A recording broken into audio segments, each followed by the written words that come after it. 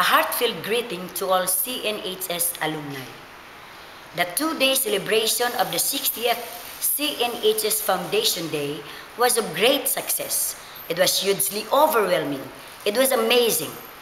That was made possible because of your solid cooperation and remarkable support. Thank you very much for your help. Mabalos na grabe. From the canvassing to the Thanksgiving Mass, the registration to the meeting, parade, Mr. and Miss Batch coronation night and socials, and the excursion. That was really successful. The following are the registered batches.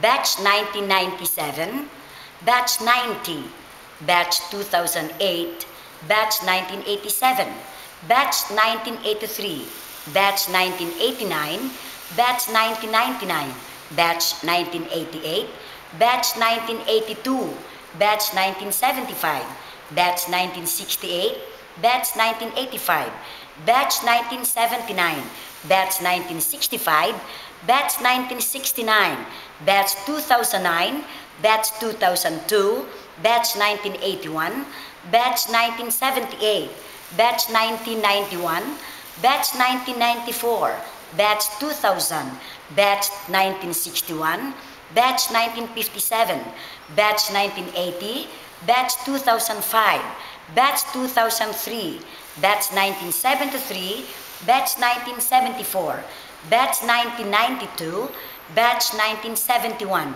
Batch 1996, Batch 2001, Batch 1984, Batch 1995, Batch 1977, Batch 1972, Batch 1976, and Batch 1966.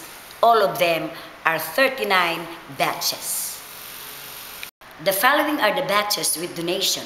Batch 87, Batch 67, Batch 96, Batch 91, Batch 92, and Batch 98.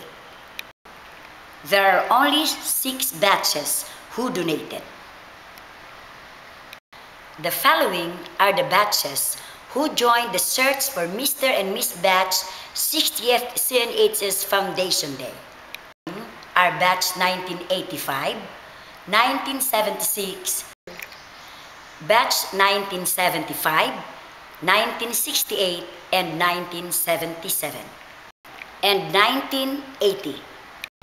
And the third runner-up goes to Batch 1988, second runner-up goes to Batch 1966, and the first runner-up goes to Batch 1969. And the proclaimed Mr. and Miss Batch 60th CNHS Foundation Day goes to Batch 1979. Thank you very much for your help. Mabalos na grabe.